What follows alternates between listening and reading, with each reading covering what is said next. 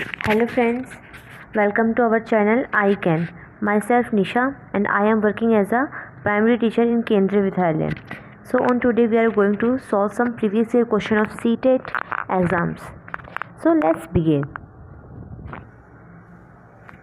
Our first question is individual differences in preferred learning styles.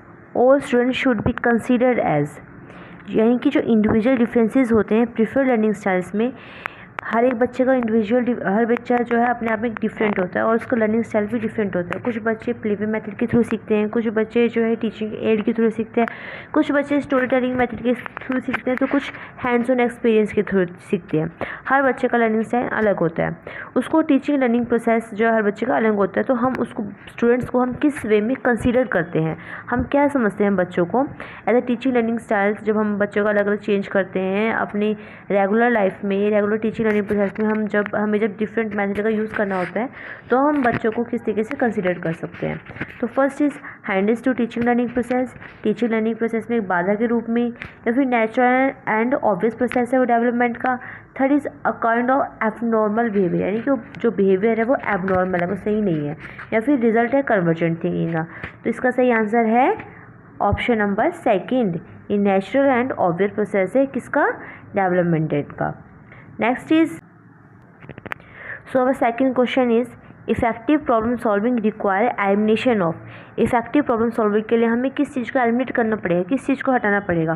First is functional fixedness, यानी कि काम करने का जो एक तरीका है फंक्शनल फिक्सनेस, उसको हमने फिक्स कर रखा है, यानी पढ़ाने का एक ही मेथड में फिक्स कर रखा है उसको, या फिर डाइवर्जेंट थिंकिंग को, फोकस अटेंशन को, या फिर एनालॉजिकल थिंकिंग को.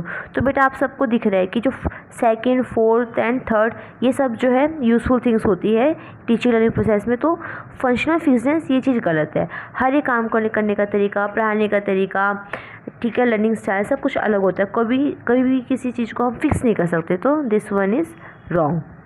नेक्स्ट इज़, तो students our next question is student with dyscalculia likely to feel challenge in, यानी कि जिन बच्चों को डिसकैल्कुलिया होता है, जिन बच्चों को कैलकुलेशन में दिक्कत होती है, उनको किस चीज़ में चैलेंज फील होता है. तो फर्स्ट ऑप्शन इज़ मैथ में, मैथमेटिक्स में, सेकेंड इज़ सिंगिंग में, थर्ड इज़ रनिंग में, या फोर्थ ड्राइंग में. तो बेटा डिसकैल्कुलिया नाम से हमें पता लग रहा है कि बच्चे को कैलकुलेशन में दिक्कत है, नंबर्स में दिक्कत है. तो right answer is math. Next is socio culture knowledge carried by student belongs to marginalized group, यानी जो मार्जिनलाइज्ड ग्रुप होते हैं, यानी कि जो पिछड़ा वर्ग होता है हमारा कास्ट में, रीजन में, आदिवासी लोग, वो बच्चे जो अपना सोशल कल्चर नॉलेज अपने साथ लेके आते हैं उसको हम किस तरीके से कंसीडर हमें करना चाहिए. तो first is consider to irrelevant, हमें उसको इरिलीवेंट मानना चाहिए टीचिंग लर्निंग प्रोसेस में. तो this is wrong answer. Second is valued and considered important for teaching learning process. Teaching learning process के लिए उसको वैल्यू एंड इम्पॉर्टेंट जो है कंसीडर करना चाहिए. तो हाँ ये पॉसिबल है. Third is ignore and avoid to be included in the teaching learning process. Ignore और अवॉइड करना चाहिए टीचिंग लर्निंग प्रोसेस में ऐड करने के लिए. Fourth is considered inferior than social culture knowledge carried by other, यानी जो बच्चे दूसरे बच्चे जो सोशल कल्चर नॉलेज अपने लेके आए हैं उसके मुकाबले इसको इन्फीरियर समझना चाहिए, तुच्छ समझना चाहिए. तो our right answer is second. हमें वैल्यू देना चाहिए उसको और कंसीडर करना चाहिए important for teaching learning process के लिए. So our next question is a progressive classroom view teacher as. एक प्रोग्रेसिव क्लासरूम का जो टीचर और लर्नर वो कैसा दिखता है, वो कैसा होता है. फर्स्ट इज नॉलेज डिलीवरर, जो टीचर है नॉलेज डिलीवरर होगा, और जो लर्नर है पैसिव रिसिप्टेंट होगा नॉलेज का. तो ये तो बेटा गलत है. सेकेंड इज जो टीचर है वो डोमिनेंट होगा, डोमिनेंट है तो गलत है, टीचर कभी भी डोमिनेंट नहीं हो सकता. टीचर जो है फैसिलिटेटर होगा, हाँ ये हो सकता है, और लर्नर जो है एक्टिव पार्टिसिपेंट होगा हाँ इन नॉलेज कंस्ट्रक्शन में. तो ये पॉसिबल है. टीचर जो है डिक्टेटर और लर्नर जो है डोसाइल बोरियस, तो ये तो बिल्कुल ही गलत है. तो अब right answer is option number third. Next question is inclusive education requires. Inclusive education के लिए हमें किस चीज़ की ज़रूरत होती है. First standardize curriculum, no way. Second is promotion of stereotype, रूढ़िवादिता को हमें बढ़ावा देना होता है, तो बिल्कुल भी नहीं। थर्ड इज़ इनएक्सेसिबल इंफ्रास्ट्रक्चर, एक ऐसा इंफ्रास्ट्रक्चर जिसका जो है यूज़ सब बच्चे कर ही ना पाए, ठीक है, एक्सेस उसका पॉसिबल ना हो, तो ये भी गलत है।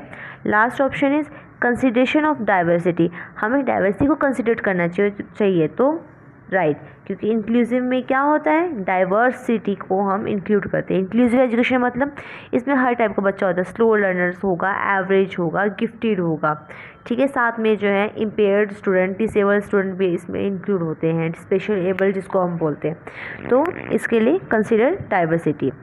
Our next question is which of the following is typical characteristic of attention deficit hyperactive disorder, यानी टिपिकल कैरेक्टरिस्टिक क्या होती है अटेंशन डिफिक्ट, यानी कि वो बच्चा जो कि अटेंशन ज़्यादा देर तक नहीं दे पाता पढ़ाई के टाइम पे, किसी भी चीज़ को जो है बहुत देर तक अटेंशन वो नहीं दे पाता है। हाइपर एक्टिव डिसऑर्डर, यानी वो हाइपर एक्टिव भी रहता है, ठीक है, उसको बोलते हैं ADHD। उसकी क्या कैरेक्टरिस्टिक होती है, तो first is being focused for long duration, तो बिल्कुल नहीं, इन्होंने बोला ना अटेंशन डिफिक्ट है, तो लॉन्ग ड्यूरेशन के लिए फोकस तो बिल्कुल नहीं कर सकता। स्लो एक्टिविटी लेवल, तो ये भी गलत है, हाइपर एक्टिव है वो, तो स्लो तो क्या होगा। फिर है इम्पल्सिविटी, हाँ, उसके अंदर इम्पल्सिवनेस होगी, किसी काम को करने की बेचैनी होगी, तीव्रता होगी, ये सब चीज़ उसके अंदर इम्पल्सिवनेस पाई जाएगी। Third is high level of task organization, तो ये भी नहीं है, कोई ज़रूरी नहीं है कि कोई हम टास्क दे बहुत अच्छे से उसको ऑर्गेनाइजेशन करके कर सके या फिर बहुत परफेक्टली कर सके, तो ऐसा कुछ नहीं है, ठीक है। So our next question is which principle of development state that development proceed from head to toe, कौन सा विकास का सिद्धांत प्रिंसिपल ऑफ डेवलपमेंट कहता है कि जो डेवलपमेंट है हेड टू टू होता है, एक डायरेक्शन में होता है, हेड टू टू डायरेक्शन में। तो first is development of predictable, नहीं, ये नहीं कहता है। Development proceed in specific direction, हाँ, डेवलपमेंट एक स्पेसिफिक डायरेक्शन में होता है, ये बोलता है। फिर क्या, development is product of maturation learning, हाँ ये सही है, पर ये नहीं बोलता है, ठीक है, ये नहीं कहता है कि हेड टू टू डायरेक्शन में होता है। Fourth is rate of development is varies across children, यहाँ पे थोड़ी स्पेलिंग मिस्टेक है, जो रेट होता है डेवलपमेंट का वो वेरी थोड़ा डिफरेंट होता है हर एक बच्चे में।